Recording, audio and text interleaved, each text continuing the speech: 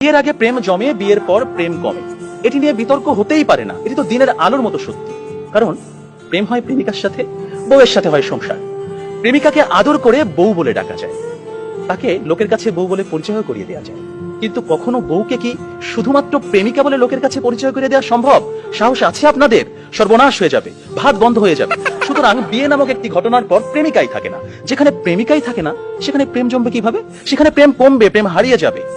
আবার প্রেমিকের দেয়া 2 পয়সার আলতা, কাঁচের চুড়ি কিংবা সস্তায় কেনা শাড়ি, এগুলো প্রেমের সময় প্রেমিকার কাছে থাকে আদরের, থাকে ভালোবাসার, থাকে যত্নের।